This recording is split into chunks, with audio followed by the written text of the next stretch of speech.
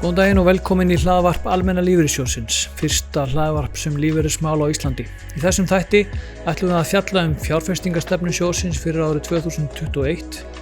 Við tökum nýjan, spennandi og sérdeilis dularfullan vinkil á dagskrárliðnum lífeyrisleyndardómurinn, en við komum að því betur á eftir.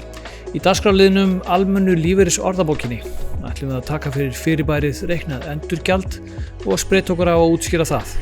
Ég heiti Halldór Backman og mér til hals og trausts í þessum þætti Eva Ósk Eggertsdóttir. Góðan daginn Eva, viltu segja okkur aðeins frá sjálfur þér? Já, ég heiti Eva og ég er 32 ára tækjabarnamóðir úr Kópavoginum. Ég hef starfað hjá sjóðnum frá 2007 en ég fullu starfi frá því ég útskrifaðist úr viðskiptafræðum 2011. Þannig það er að vera komin 10 ár. Ok. Og ég er ráðgjafi sem sagt hjá sjóðnum og það er bara nokkuð fjölbreytt starf og við aðstoðum fólk með allt sem tengist lífeyris- og lánamálum. Ok. Þannig að þetta er spennandi og skemmtilegt. Aðal umfjöllunarefni þáttarins í dag er fjárfestingarstefna almenna fyrir árið 2021. Já, Kristjana Sigurðardóttir, fjárfestingarstjóri, ætlar að segja okkur aðeins frá henni. Hvað segirðu Kristjana? Ég segi bara allt gott. Jæja. Segðu okkur aðeins frá sjálfur þér? Já, ég er svo fædd uppalinn í Reykjavík. En þó ættir mínar liggja nú allan norður í land, báðarættir og langfeðratal og sterkar taugar þangað. Svona eftir skólagöngu heima þá fór ég út í nám til Þýskalands, var í Heidelberg og var þar í 6 ár. Lærði þar hagfræði. Þegar ég kom svo heim 95, þá fór ég að vinna sem ráðgjafi í lífeyrismálum, svo því starfi kannski sem Eva er í dag. Og var í því svona 34 ár. Þá færði ég mig yfir í sjóðastýringuna og var sjóðstjóri fyrirrennara almenna lífeyrissjóðsins og svo hjá almenna lífeyrissjóðnum eftir að hann var stofnaður sem slíkur. Þannig að ég er búin að vera mjög lengi í viðloðandi lífeyrismálin og bæði ráðgjafi og sjóðastýringu. Já, reynslan tengir saman 2 árþúsund sem sagt. Jú, þetta er orðið komið yfir 2 áratugi í þessu starfi. Það er mikil reynsla og góð. Áður en við komum að fjárfestingarstefnunni þá langar mig aðeins að koma að einhverju sem ég held og Eva getur kannski bara aðeins sagt okkur náðan það. Ég held að vekja svolítið forvitni að nú er heimsfaraldur og það er bara hagkerfi heimsins að dragast saman, það er mikið atvinnuleysi, ferðaþjónusta heimsins og tengdar greinir eru lamaðar og sumir tala að stærstu ef ekki stærstu efnahagslægð sem heimsbyggðin hefur séð, en samt hefur okkur að ganga vel í ávöxtun sjóðsins. Við erum að alltaf 15% nafnávöxtun á síðasta ári á þessu ótrúlega erfið ári. Er þetta áhættudreifingi sem er svona góð eða hvað er málið? Það er nú bara þróun á öllum verðbréfamarkaðum. Það er ávöxtun, verðbréfamarkaðir og fjármálamarkaðir gengur mjög vel á síðasta ári. Þrátt fyrir þennan heimsfaraldur og þetta skrýtna ár sem við erum búin að upplifa. Ég vil segja eins og að fyrir þar 2 ára síðan þá var einmitt í skólanum hjá krökkunum mínum var verið að rifja upp spænsku veikina og frosta árið mikla 1918 og maður ætti ekki vona því að upplifa þennan heimsfaraldur bara 2 ára síðar. Þetta er búið að vera mjög skrítið ár.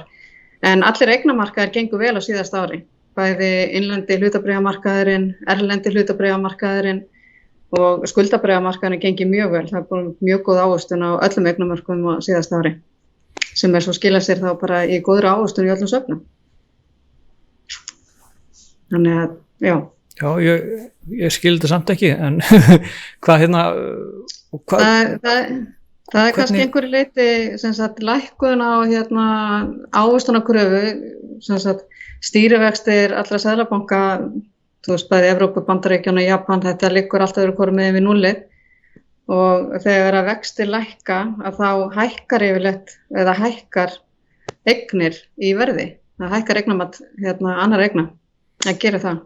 Það er ódýrara að fjármagna, ódýrara að taka lán og sem að skila sér í, þegar að vera endurmeta eignir með lægri ávöxtunarkröfu þá myndar það gengisagna við núverandi eignum. Þannig að já. Þannig að það bara mikið flug á öllum eignamörkuðum. Það var vissulega sko eins og síðasta ári þá fór það bara vel að stað bæði að ég skuldabréf og hlutabréfamarkaði í janúar og febrúar, svona lok febrúar þá þegar að þessi kórónuveiru faraldur svona færi sig frá Kína yfir til Vesturlanda að þá verður hrun á hlutabréfamarkaðum og það rosalega lækkun bæði innanlands og heimsvíðstölunni en þetta gekk mjög skart tilbaka, þetta hrapaði þarna frá lok febrúar og heimsvíðstölunin lágmarki 23. mars en það mjög snarpur viðsnúningur eftir það og markaðir bara nokkurn veginn búin að ná sér í svona loka apríl, maí og svo búin að vera mjög mikil hækkun á öllum mörkuðum bara núna í haust, október, nóvember og desember og eins og heimsvíðstalan í dollar að hækka þetta tæp 16% á síðasta ári og innlendir hlutabréfamarkaðurinn að hækka tæp 26% og svo hefur krónan verið að gefa eftir þannig að heimsvíðstalan í krónum að hækka tæp 22% á síðasta ári. Þetta skila sér bara í mjög góðum ávöxtunum, mjög söfnurum, þessum sem að fjárfesta bæði í hlutabréfum og skuldabréfum. Já. Þannig að það, heyrðu, já, þá erum við kannski bara komin að svona helsta umræðefninu, það sérstætt fjárfestingarstefnan fyrir árið 2021. Nefn að sé eitthvað sem þú vildir spyrja Eva, eitthvað sem að brennur á sjóðfélögum sem að þú myndir vilja spyrja fyrir þeirra hönd? Nei, ég held að sjóðfélagið sé nú bara almennt ánægðir með ávöxtunin, allavega enginn sem eitthvað að kvarta yfir henni, en það mjög góð. Þannig að kannski bara svona hvernig hefur árið farið af stað 2001, svona út af öllum fréttum í Bandaríkjunum og slíkt. Já, það bara góður gangur árinu 2021. Það bara áframhaldandi hækkun. Þannig að maður þorir bara eiginlega ekki að nefna sko tölurnar sem eru komnar í ávöxtunartölum sko bara fyrir fyrstu rúmu viku ársins. En bara svona horft til framtíðar þannig að við séum nú ekki að vekja alltaf mikla væntingar náttúrulega þegar vextir fara svona mikið niður að þá myndast þessi gengishagnaður fyrir þá sem eiga núverandi skuldabréf og skuldabréfamarkaðurinn skilar mjög góðri ávöxtun fyrir vikið en horft til framtíðar að þá má reikna með lægri ávöxtun heldur en verið hefur. Svona í besta falli þá bara tekur hann áfram á svona hógværi lágri ávöxtun þar sem að vextir eru eins og stýrivextir eru komið niður fyrir 1% og óverðtryggð stutt ríkisskuldabréf hafa fylgt þarna eftir og eru bara í kringum 1% nafnávöxtun. Löng ríkisskuldabréf óverðtryggð er að skila rétt rúmlega 3% nafnávöxtun. Þannig að það undir verðbólgun eins og hún í dag. En ef að Seðlabankinn að halda við verðbólgumarkmið 2,5% þá kannski þetta að skila eins og staðan núna kannski rúmlega 0,5% raunávöxtun. Þannig að ég held að ávöxtun svona næstu misserin geti verið undir langtíma meðaltali og fólk verður bara búið undir það. Já. Akkurat. Erum við þá ekki kannski komin að kjarna málsins varðandi fjárfestingarstefnuna? Það náttúrulega eru breytingar á henni núna á milli ára 2020 og 2021. Í hverju eru þær helst fólgnar? Já, þannig að þegar við settumst niður í haust þá áttum við ekki vonað að vera að gera neitt sérstaklega mikla breytingar á fjárfestingarstefnunni. Við vorum bara nokkuð sátt við hana eins og hún hefur verið og komin í svona langtíma stefnu eins og við viljum sjá hana.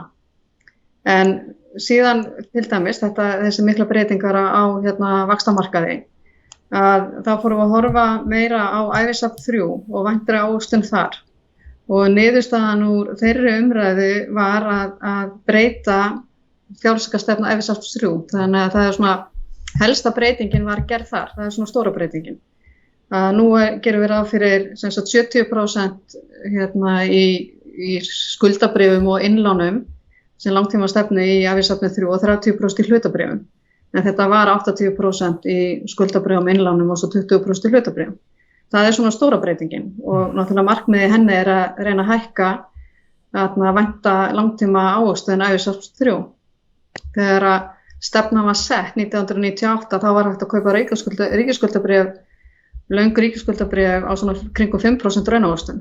Eins og ég segi sem núna bara rétt í kringum 0,5%. Þannig að það þurfti ekki að taka eða menn gátu fengið mjög ásættanlega góða ávöxtun með lítilla áhættu með því að vera þungtvigtaðir í skuldabréfum. En núna til þess að fá ásættanlega ávöxtun þá þarf að taka aðeins meira áhættu. og reikna með þess meiri sveiflum í ávöxtum. Hin breytingin var kannski að það eru núna fleiri söfn sem að voru sett undir lágmarkstryggingavernd og eru þá hæf til að taka á móti tilgreindri séreign. Þannig að það er rauninni bara ævisafn 1 og innlánasafnið sem eru undanskilin, önnur söfn hjá okkur, ævisafn 2 og 3 og ríkisafn langt og stutt og svo húsnæðarsafnið sem bættist við núna. Já. Þetta voru svona helstu breytingarnar í fjárfestingarstefnunni fyrir 2021 frá því sem var. Ef að heldur þetta hafi einhver áhrif á sjóðfélaga að val þeirra, ég menn þeir náttúrulega, nú er ævisafn 3 að breytast eins og Kristján kom inn á, heldur að fólk vilji mikið flytja sig úr því að því að það er svona, má búast við aðeins meira í sveiflum, hvað heldur það? Nei, ég er ekkert viss það og ég held að við sendum náttúrulega bréf til sjóðfélaga og létum vita af þessu. Ég held að sé ekki margir sem hafa haft samband sem hafa áhuga að gera einhverju breytingar, ég sé bara almennt ánægt með þetta. Já, en það er í boði, er það ekki að fyrir þá sem að vilja ekki auka sveiflunar, þá er í boði að flytja sig, er það ekki, úr í þau söfn sem að eru með minni sögulega sveiflur, er það ekki?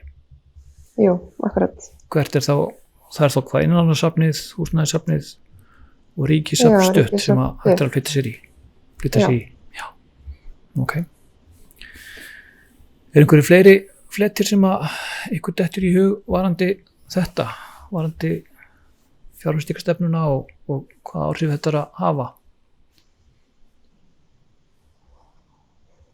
Nei, ég held bara að þetta sé ásættanlegt fyrir sjóðfélagi ævisafn 3. Það sem að þessi breyting, ég held að sé bara mjög ásættanlega því að þrátt fyrir að þetta sé fólk sem jafnvel fara að taka út lífeyri og þetta er hugsað fyrir síðasta æviskeiði, að þá liggja samt fjármunir þar inni, geta alveg legið þar inni tiltölulega langan tíma, geta legið þar inni í meira en 10 ár. Þannig að þetta áalveg held ég vera bara alveg vel ásættanlegt fyrir þann hóp.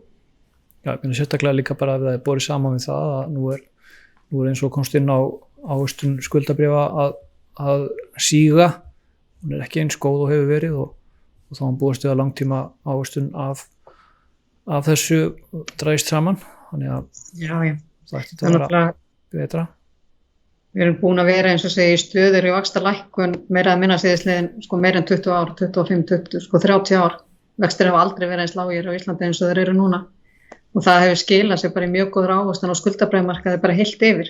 Þannig að menn þurfa bara aðeins að fara að horfa annað til að fá ávöxtun á fjármuni. Já, mér hefur svo fundist þeir sem hafa áhuga á því að gera breytingar vilja það bara fara í innlánasafni, bara hafa þetta bara í verðtryggðum frá verðtryggðum bankareikningum og vera bara að fá verðbólguna. Já, það fólk verður þá líka að reikna með að sem sagt vextir á bankareikningum hafa líka lækkað verulega og eru konir bara eiginlega niður í núll. Akkurat, þeir eru rauninni bara líkin einir, þannig að þetta er rauninni það alveg bara vísitölahækkunin sem er að gefa þeim, það er bara ávöxtun sem þeir eru að fá, þannig að sumir vilja það bara og það er bara allt í lagi líka. Já. Og ef að Seðlabankanum gengur vel að halda verðbólgunni niðri þá bara má fólk gera það fyrir að fá bara svona 23% ávöxtun. Akkurat. Sem er ágætt fyrir þá sem að setja sig við það. Já, það er nefnilega 2 hliðar á lágum vöxtum. Þeir sem eiga fjármunum eru að reyna að ávaxta það, þeir eru kannski ekki alveg eins kátir eins og þeir sem skulda og vilja fá lág húsnæðislán. Já, þetta er sikkur hliðin á sama peningi. Já, þetta helst í hendur. Algjörlega. Heyrðu, þakka þér kærlega fyrir að taka þátt í þessu með okkur, Kristjana. Við Eva höldum svo áfram að kreifa málin. Takk fyrir kærlega. Já, takk fyrir. Já, bless. Bless.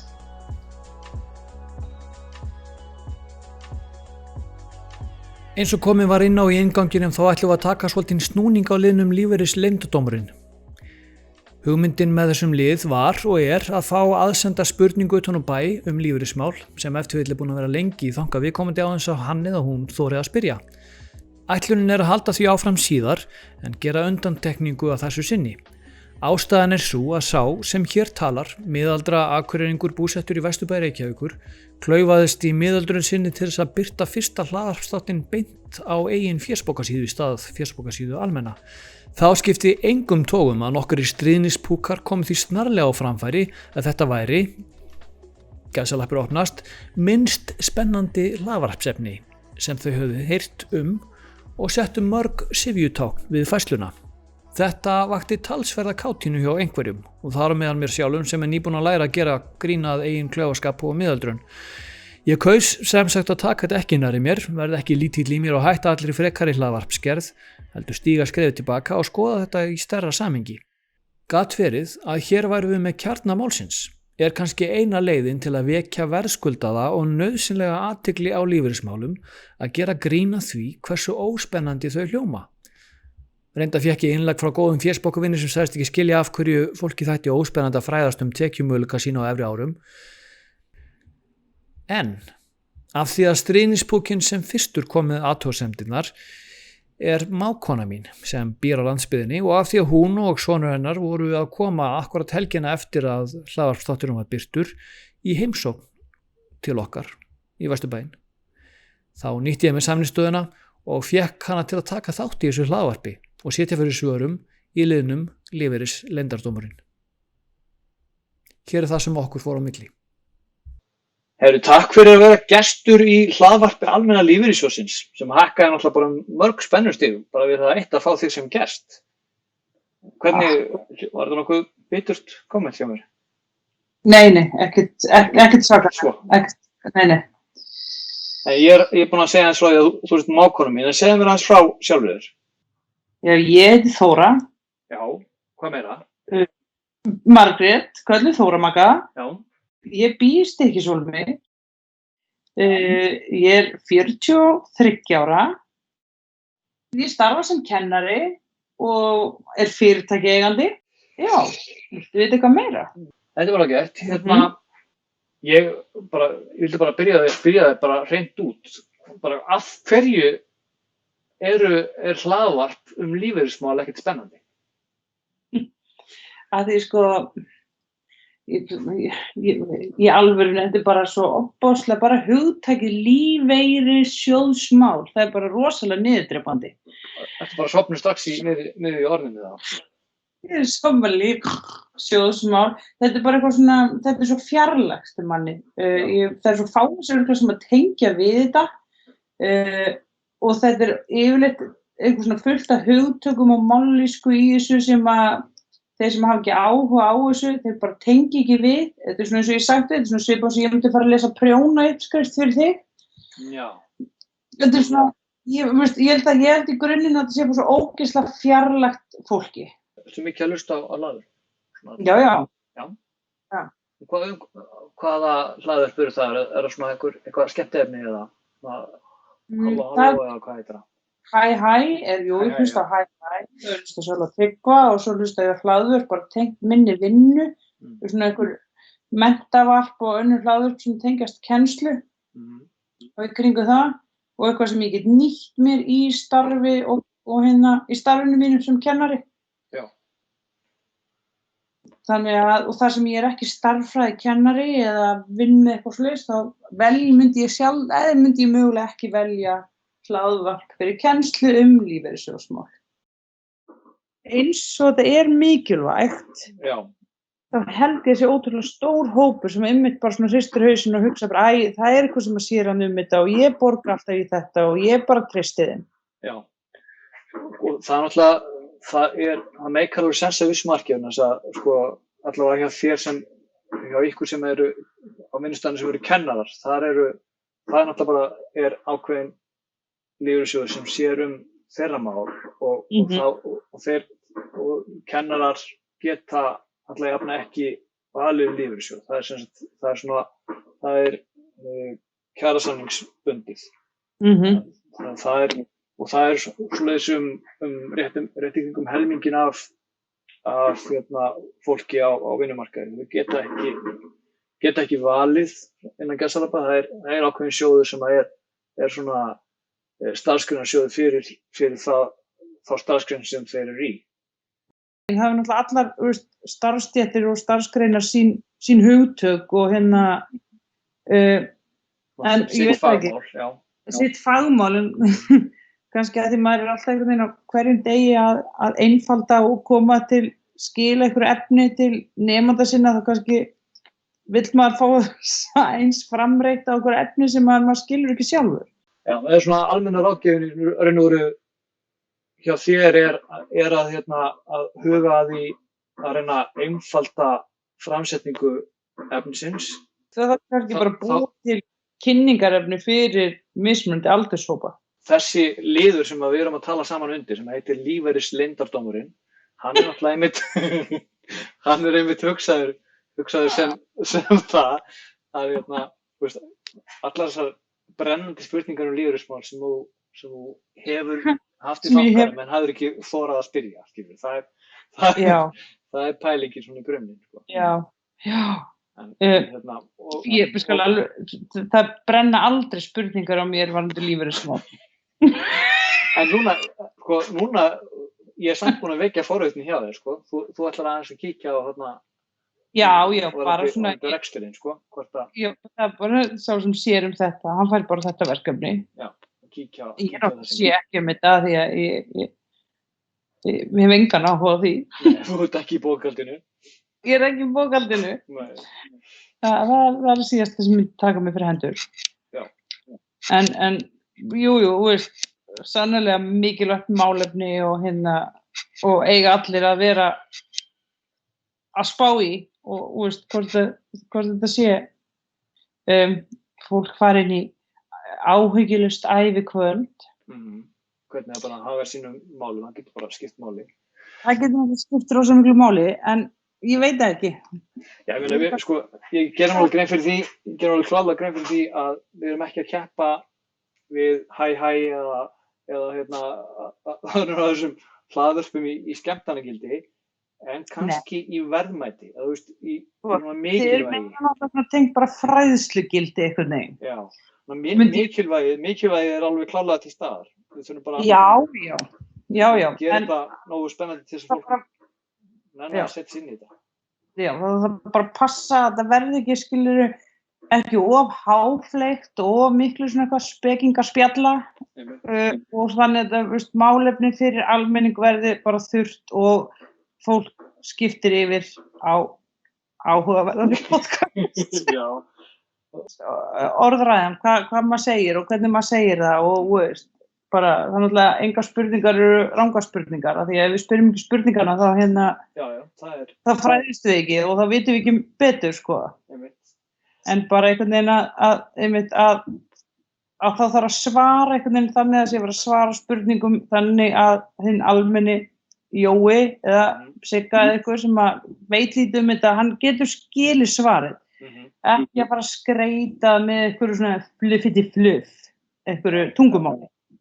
Þetta eru mjög góð skilaboð sem mástu koma með til okkar í lífeyrisgeiranum og til mín. Ég geti svo alltaf kannski bara komið almennilega inn með skilaboðahornið. Þú getur gert það. Þú getur séðum bara haft svona fastan lið bara að dissa þetta hlaðvarp hjá okkur eins og það gerði listilega og ég náði alltaf að nappa þér fyrir viki. Já, anskoti. Ég veit það. Ég hélt líka að ég myndi ekki geta haldið upp í samræðum lífeyrissjóðsmál. Þú bara búin að standa þig bara príðilega í þessu öllu. Já. Ég fór létt með þetta. Þannig að næst þegar ég hitti þig þá mun ég lesa upp úr prjónauppskriftum fyrir þig. Já. Og þá svolítið svona veistu kannski hvernig almenningi sem hefur engan áhuga á lífeyrissjóðsmálum líður.